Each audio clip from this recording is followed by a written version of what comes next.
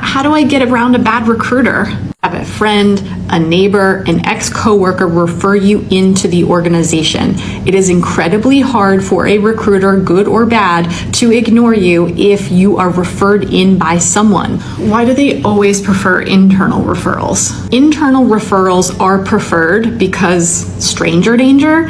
I mean, listen, if you were hiring, wouldn't you feel more comfortable with someone that you know?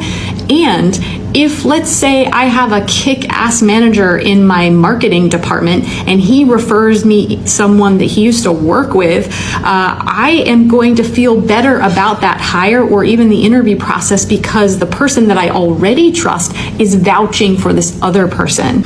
You're right. I know my worth, and I'm going to stand up for myself, and I'm going to make sure that I get the best offer. And I'm really excited about this new opportunity, and I'm not going to take anything that's not the right fit for me. If you have burning questions about your job search or how to interview better for a corporate role, put it in the comments and I'll respond with a video.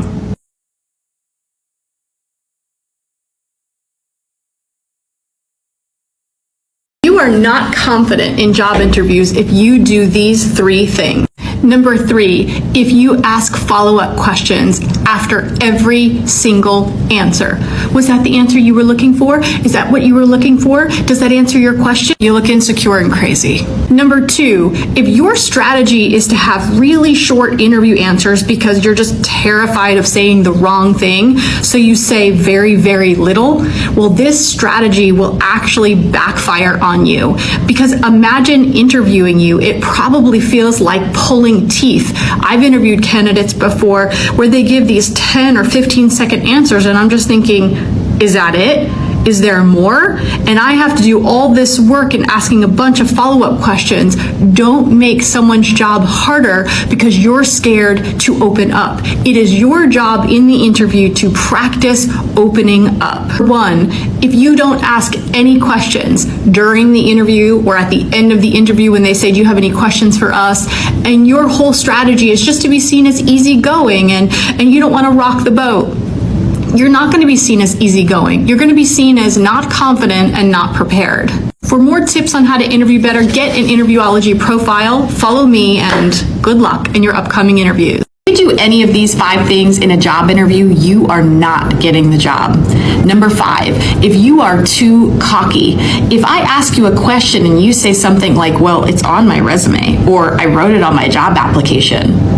Yeah, I know it's on your resume. I'm bringing it up because I'd like to have a conversation with you about it. Number 4, if you get too casual, everyone loves an interview that becomes conversational, but be really careful.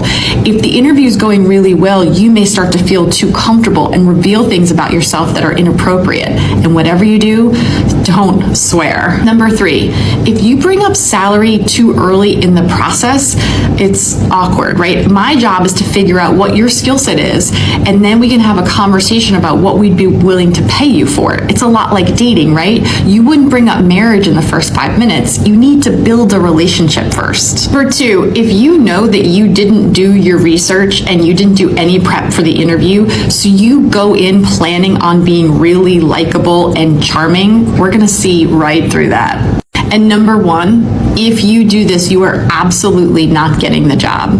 If you are rude to the security guard or the receptionist, you're not getting the job. In fact, you could be the most charming, well-qualified candidate and make a great impression in the room.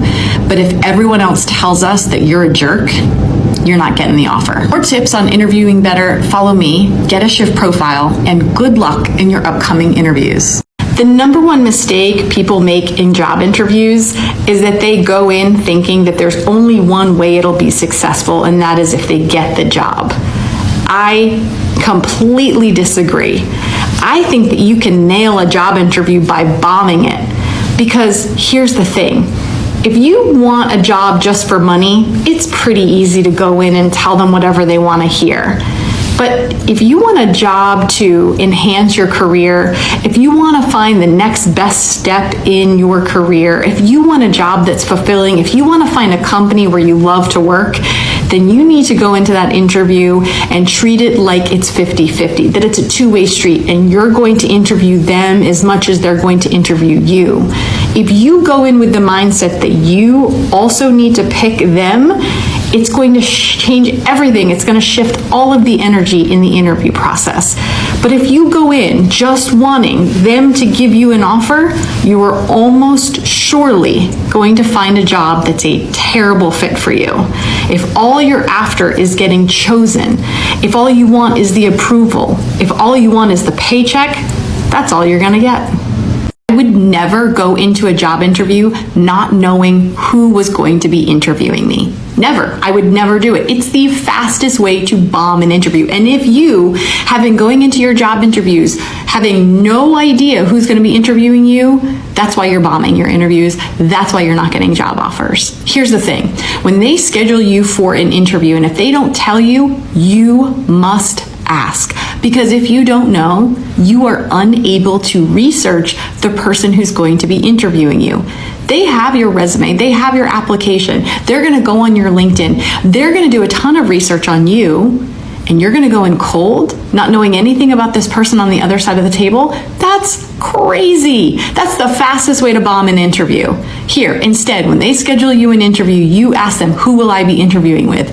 If they tell you they don't know yet, say, please get back to me and let me know so I can do my research. Or better yet, if they tell you who's going to be interviewing you, you can ask, is their bio on the company's website? If not, could you send me more information about this person? They will do that, and they will be impressed that you were asking for this information. It doesn't look good when you don't ask these questions and when you don't prepare. Trust me. I know you want to come across as easygoing and you don't want to ask too many questions, but it's only doing you a huge disservice because you're going into interviews completely unprepared. For more tips on how to interview better, get an Interviewology profile to discover your interview style and loads of questions to practice ahead of an interview. Follow me and good luck in your upcoming job interviews. 8 ways to make small talk ahead of your job interview, a date, or any meeting. You can talk about work. Oh, how long have you worked here? You can talk about the neighborhood. Oh, have you tried out that great lunch spot on the corner? I hear it's so good. Sports, if you're into that sort of thing, you can say something like, oh man, I can't believe the Phillies won last night. You don't have to follow sports. You can talk about any popular event that's going on. Perhaps the Olympics just happened. Any event in pop culture, like, did you watch this season's White Lotus? Can you believe the season finale? I just came back from the best vacation in Rome. Do you like to travel? Where's your favorite place you've ever been? Weather is super easy. I mean, right now it's spring and it's perfect. You could say something like, man, I love this weather. It's so perfect until we get to those really hot months. Lastly, you can never go wrong with being curious and asking someone questions about themselves, about their life. Do you have any fun weekend plans? The small talk portion is just one part